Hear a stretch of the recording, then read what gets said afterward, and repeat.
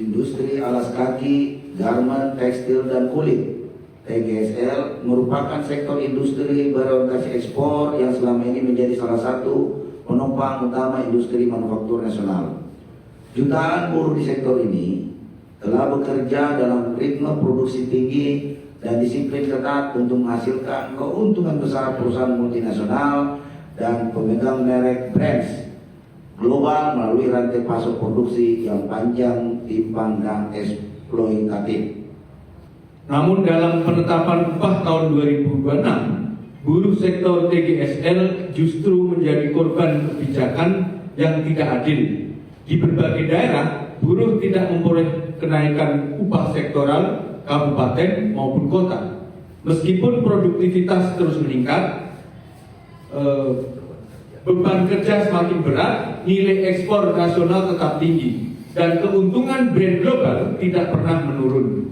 Pada saat yang sama, harga kebutuhan pokok dan biaya hidup terus melonjak tanpa perlindungan nyata bagi buruh.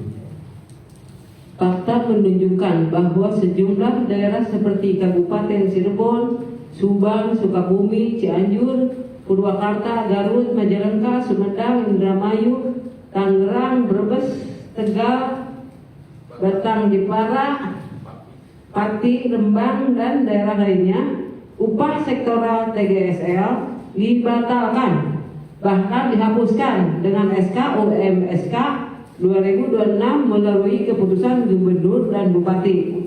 Kebijakan ini secara terang-terangan mengorbankan buruh demi stabilitas biaya produksi dan kepentingan investasi.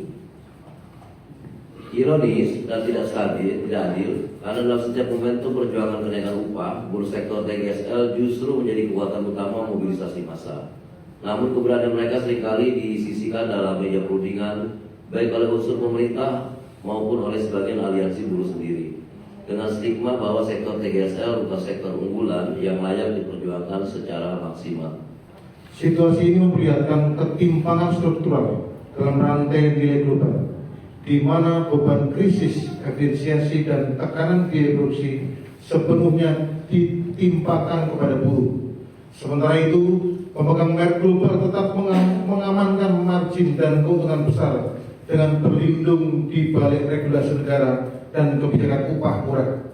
Apalagi mengingat jika dimanapun di Belanda itu produksi di Indonesia tetap saja adalah sebagai buatan Indonesia atau made in Indonesia, sehingga harga pasarnya juga sama, tetapi upah yang diterima para buruh tidak sama antar daerah.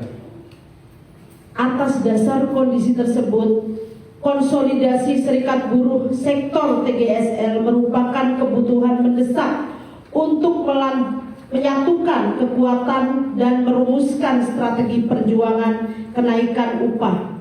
Harus menyasar secara nasional. Arah perjuangan tidak boleh berhenti pada pemerintah daerah semata, tetapi harus menyasar langsung pemegang merek dalam kurung brands atau brand sebagai aktor utama yang mengendalikan harga kontrak produksi dan standar upah di pabrik pemasok. Sebagai bentuk perjuangan dan tuntutan pertanggungjawaban, buruh sektor TGSL akan melakukan aksi unjuk rasa pada 21 Januari 2026 di kantor pusat Nike, Adidas, dan Kementerian Ketenagakerjaan Republik Indonesia. Aksi ini merupakan pesan tegas bahwa buruh menolak terus menjadi korban dalam rantai pasok global yang tidak adil. Upah layak adalah hak buruh, keuntungan besar brand global harus dibayar dengan tanggung jawab.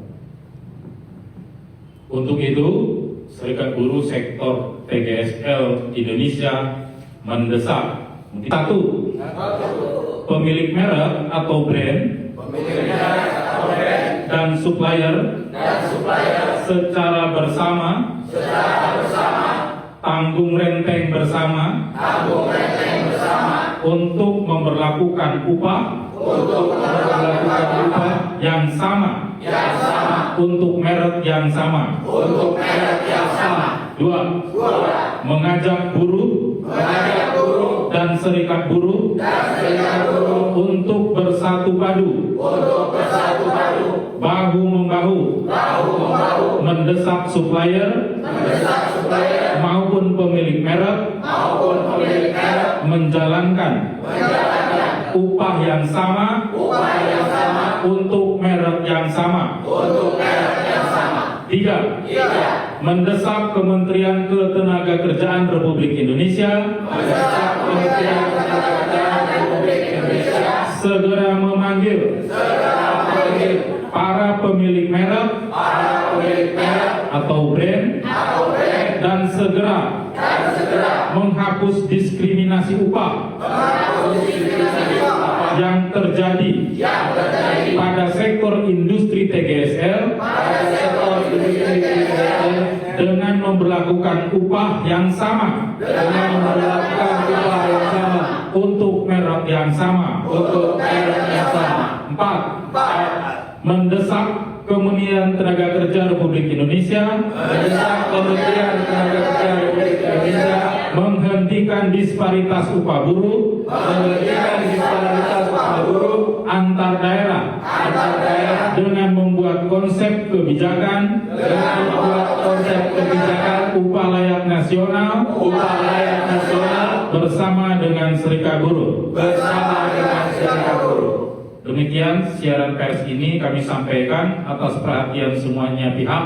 Kami mengucapkan terima kasih. Salam perjuangan. Hidup buruh!